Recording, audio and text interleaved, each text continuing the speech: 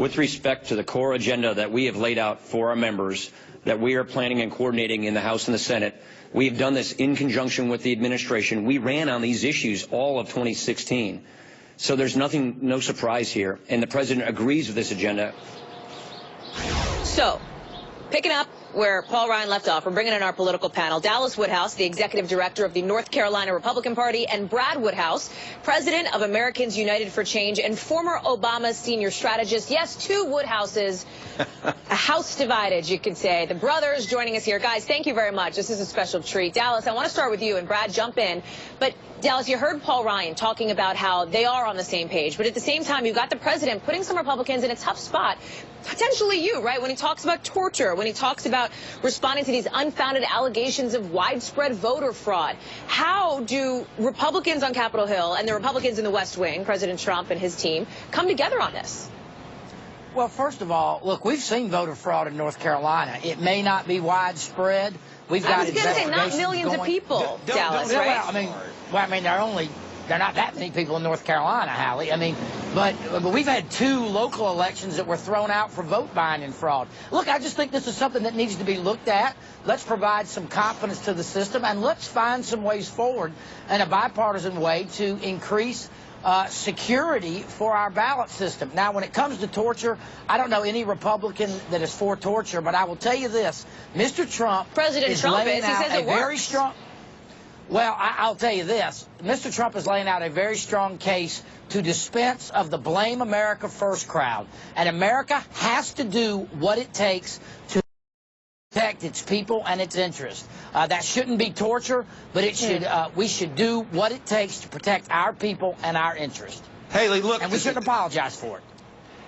Haley, look here. These issues really get at the heart of our democracy. These two issues that you brought up, this issue of torture, which our country has been against for years, which the Republican Party, leaders in the Republican Party are against, but Trump wants to bring back. And then this issue of voter fraud. It goes to this made-up, trumped-up issue of voter fraud. It goes to the heart of democracy. What Donald Trump is trying to do, first of all, Donald Trump is a baby. He wants to explain away the fact that he lost the popular vote. But it's more insidious than that. He wants to trump this up so that in Brad, the next election... Are you trying to say there's no voter fraud in America? No voter fraud. Dallas, there's fraud in churches, fraud in TV stations, fraud in the DMV, but there's no fraud anywhere in America in voting. Come on, it's laughable. There is no fraud anywhere. There's no fraud anywhere in America that affected the outcome of the 2016 presidential election or any other national election. Is that the only standard? Hallie, I'll tell you, that's a standard that we're not going to accept in North Carolina. We want to get rid of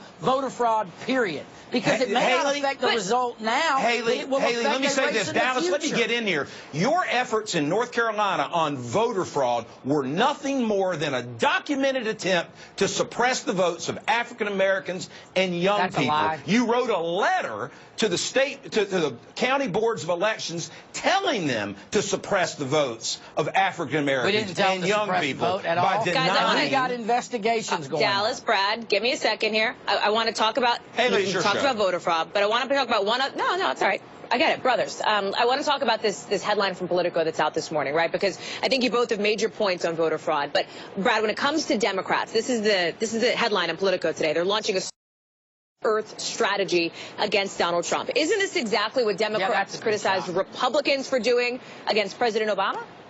Well, look, I'll say this. I think Democrats in the Senate and Democrats on the Hill and Democratic groups should afford Donald Trump the same amount of respect that Republicans afforded Barack Obama. If that's the standard, then of course we're going to have a strategy of opposing him at every single turn. And we should. This is someone the majority of Americans did not want to be president. It is someone who was helped become president by Vladimir Putin and Russian interference in this election. And to normalize him and allow him and his policies to proceed without a fight would be a dereliction of duty to those Democrats who believe in democratic ideals and progressive policies. Hallie, Dallas, let me just last say word this. Quickly to you. If they take that attitude to try to block everything that Trump does, a popular agenda, those 10 U.S. senators in deeply red states that are up in 2018 will have a hard time. the Woodhouse brothers, Dallas and Brad. Thank you both for being here on what is always a Brother, I still feisty love you, even end of though the you're show deeply, panel. deeply wrong. All right, guys, I'll let you guys Right take back that at you, Dallas. offline to family.